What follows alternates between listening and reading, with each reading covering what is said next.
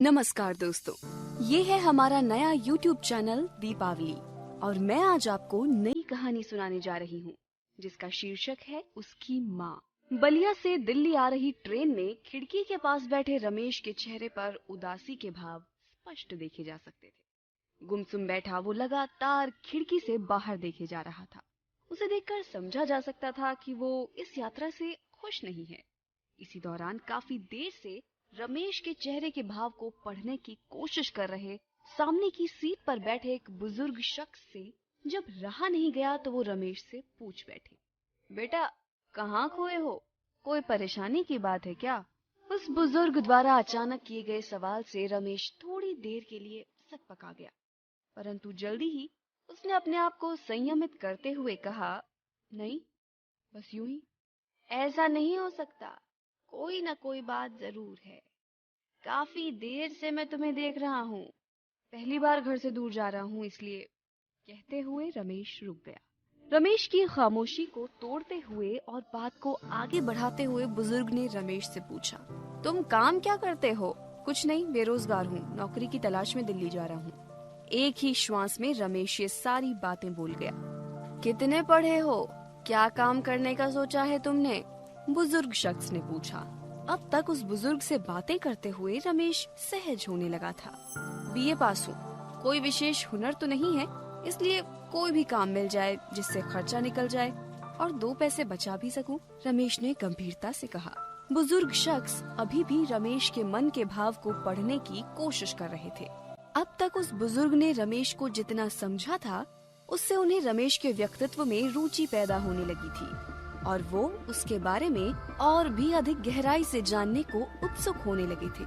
उन्होंने रमेश से कहा, अरे पहले दिल्ली में जम तो जाओ, पैसे बचाने की बाद में सोचना। बुजुर्ग की बातों से रमेश थोड़ा असहज हो गया।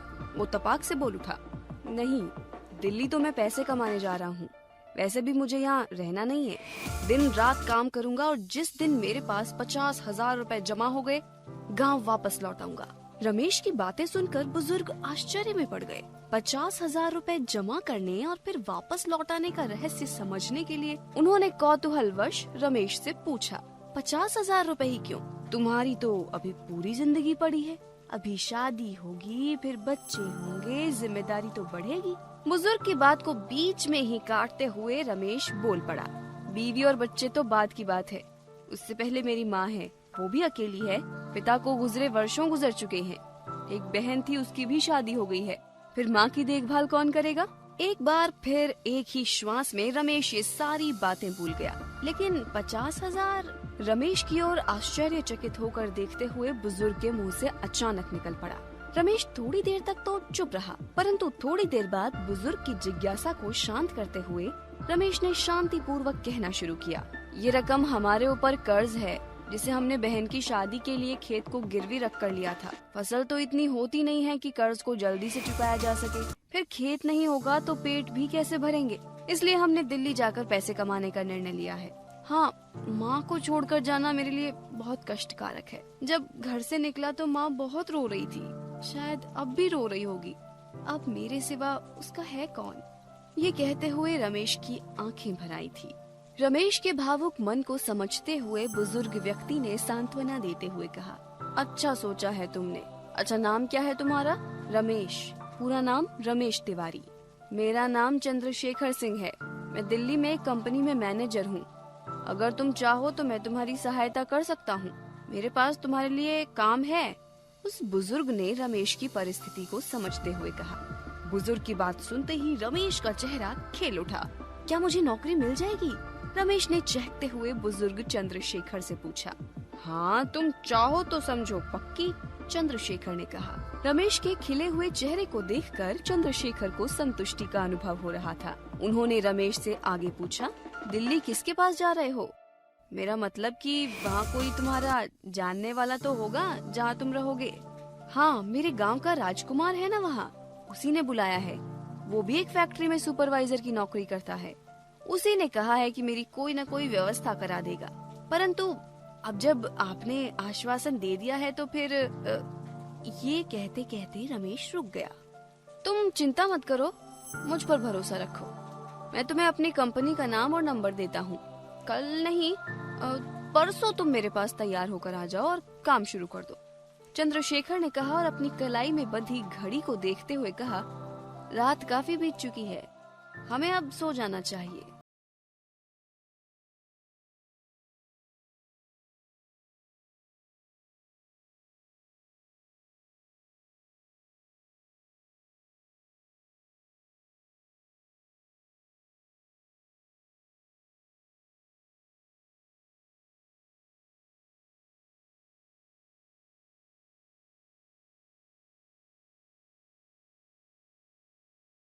कब नींद आ गई उसे पता ही नहीं चला। सपने में वो देखता है कि उसने 50,000 रुपए जमा कर लिए हैं और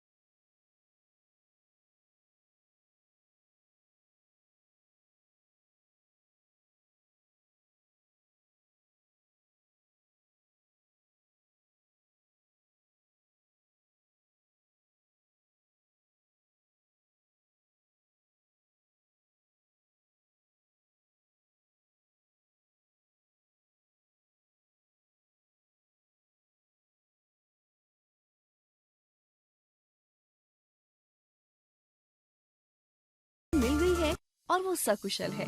समय पंख लगाकर उड़ने लगा। रमेश को नौकरी लगे 1 महीना बीत चुका था। पहले महीने की पगार उसके हाथ में आई तो माँ को याद करते हुए उसने अपने खर्चे के पैसे अलग करते हुए 2,000 रुपए माँ को भेजने के लिए पोस्ट ऑफिस का रुख किया। मनी ऑर्डर करने के बाद ही रमेश ने उस दिन चैन की श्वास ली थी। उसे संतोष हुआ कि पैसे मिलने के बाद माँ का कष्ट थोड़ा बहुत तो दूर होगा। मगर माँ का वो कष्ट कौन दूर करेगा जो उसके मन में अपने दिल के टुकड़े के दूर जाने से हो रहा होगा। अपने ऑफिस के कोने में खड़े ये सोचते हुए रमेश की आंखों से आंसू टपक पड़े। इसी बीच किसी ने उसके कंधे पर हाथ रखा। आंसू पोंछते हुए वो पीछे मुड़ा तो सामने चंद्रशेखर बाबू खड़े थे। क्या हुआ रमेश, तुम्हारी आंखों में आंसू? चंद्रशेखर बाबू ने पूछा। कुछ खास नहीं, माँ की याद आ गई थी। एक ठंडी श्वास लेते हुए चंद्रशेखर सिंह ने कहा। मैं तुम्हारी भावना को समझ सकता हूँ रमेश। तुरंत ही उन्होंने अपने आप को संयमित करते हुए कहा, तुम्हारे लिए एक खुशखबरी है। तुम्हारे काम से कंपनी में सभी लोग प्रसन्न हैं। बहुत तरक्की करोगे। ये कहते हुए चंद्रशेखर सिंह वहां से चले गए। परंतु चंद्रशेखर सिंह की बातों से रमेश को कोई विशेष खुशी नहीं हुई। वो मन ही मन अपने आप से कहने लगा कि यहाँ तरक्की लेने कौन आया है, मुझे तो सिर्फ 50,000 रुपए जमा करने हैं और फिर माँ के पास जाने के लिए गांव का रास्ता पकड़ना है। ये सोचते हुए वो एक बार फिर से अपने काम में जुट गया। परंतु कहा गया है कि समय और भाग्य बड़ा बलवान होता है। उस पर से भौतिक सुख की माया का चक्रव्यूह। इस चक्रव्यूह में फंसकर बड़े से बड़ा योगी भी अपने संस्कारों और उसूलों को तिलांजलि दे देता है। ऐसा ही कुछ रमेश के साथ होने लगा था।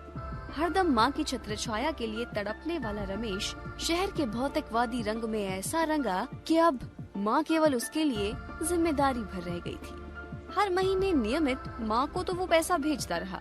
जल्दी ही मेहनती और होनहार रमेश को ऑफिस में तरक्की मिल गई। उसकी पगार भी बढ़ गई। इस तरक्की के साथ ही शहरी संस्कृति का रंग भी उसके ऊपर चढ़ने लगा था। गांव से उसका नाता टूटने लगा था। परंतु माँ को वो अभी तक नहीं भूला था। माँ को जाने वाला मासिक मनी ऑर्डर अभी भी जा रहा था। अभी तक की रमेश की जिंदगी में बड़ा बदलाव यही आया था कि 50,000 रुपए जमा होने के बावजूद वो माँ के पास जाने में असमर्थ था। हाँ, कभी कभी माँ को पत्र लिखना वो नहीं भूलता था, परंतु पत्र की भाषा में बदलाव अवश्य आ गया था। पहले के पत्रों में जहाँ माँ से जल्दी मिलने का वादा होता था, वहीं अब पत्रों में ना आ पाने की मजबूरी की वजह ही होती थी। फिर पत्र के अंत में सब कुछ ठीक होने का आश्वासन। माँ बेटे के रिश्ते के इस क्रम को चलते हुए 2 वर्ष बीत चुके थे। अब रमेश कंपनी में एक बड़े ओहदे पर पहुंच गया था। इसी दौरान उसकी एक लड़की से जान पहचान हुई और बात रिश्ते तक पहुंच गई। शादी के लिए लड़की और उसके परिवार वालों की शर्त थी कि शादी दिल्ली में ही होगी और शादी से पहले रमेश को एक मकान खरीदना होगा। भौतिक सुख की माया के चक्रव्यूह में फंस चुके रमेश के लिए अब लड़की और उसके परिवार वाले के सामने हथियार डालने के सिवा कोई चारा नहीं था। अब तक गांव जाने के लिए जमा किए गए रुपयों से उसने मकान खरीदने का एडवांस दे दिया और बाकी रकम का जुगाड़ उसने बैंक से कर्ज लेकर किया। अब मकान हो गया तो शादी भी तय हो गई। शादी तय होने के बाद रमेश ने माँ को पत्र लिखा। आदरणीय माँ, प्रणाम। मैं यहाँ कुशल हूँ और आशा है कि आप भी सकुशल होंगी। आपको देखे हुए मुझे 2 साल से ऊपर हो गए हैं। मैं ही समझ सकता हूँ कि आपसे मिलने के लिए मेरा मन कितना छटपटा रहा है, मगर नौकरी की मजबूरी है, छुट्टी नहीं मिल पाती। कंपनी में बड़े पद पर पहुँच गया हूँ, जिम्मेदारी बढ़ गई है। उम्मीद है कि जो पैसे मैं आपको हर महीने भेजता हूँ वो आपके खर्च में कम नहीं पड़ते होंगे। आगे खबर ये है कि शहर में मैंने एक मकान खरीद लिया है। एक लड़की भी पसंद आ गई है, शादी कर रहा हूँ। लड़की और उसके घर वाले अच्छे हैं और सुखी संपन्न भी हैं। शादी वो दिल्ली में ही करना चाहते हैं। शादी का दिन तय हो गया है, आपको भी आना है। मीनू और जीजा जी को भी साथ लाना नहीं भूलना। उनको भी शादी की खबर भिजवा दो और न्योता भी। पड़ोस के रामदीन काका के बेटे मोहन के साथ तुम दिल्ली आ जाओ। मोहन कई बार दिल्ली आ चुका है, उसे सब कुछ देखा हुआ है।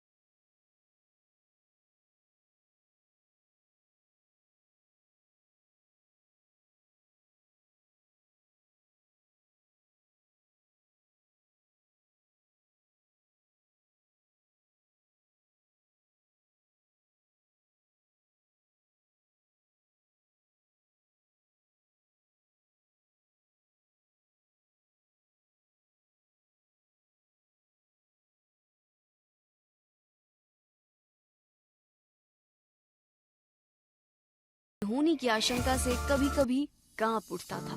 एक रात सपने में जब उसने माँ को देखा तो कांप उठा और उसकी नींद खुल गई। वो पसीने से तरबतर हो रहा था।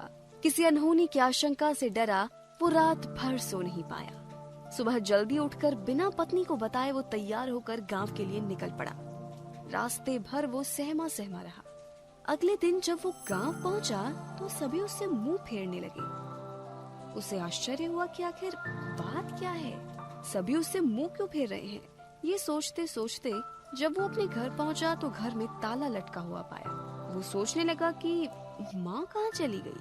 वो सोच ही रहा था कि अचानक पीछे से एक जानी पहचानी आवाज आई। आ गए रमेश, परंतु आने में तुमने बहुत देर कर दी। रमेश चौंकते हुए पीछे मुड़ा।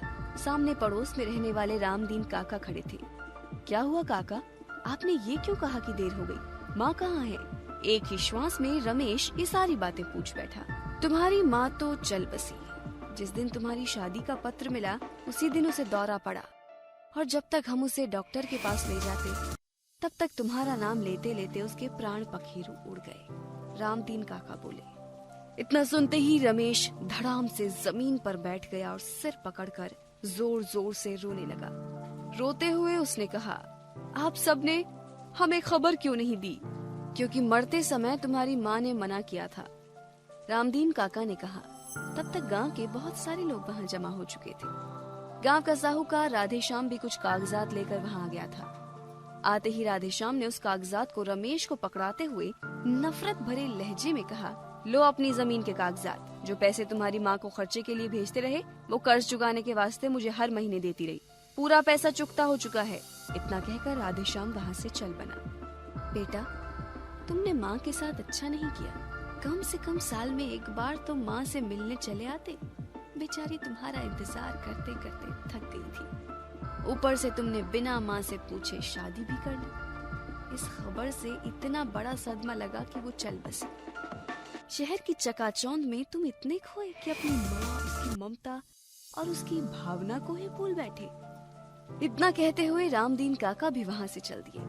धीरे धीरे और भी वहाँ मौजूद लोग आपस में रमेश और उसकी माँ के बारे में बातें करते हुए खिसकने लगे।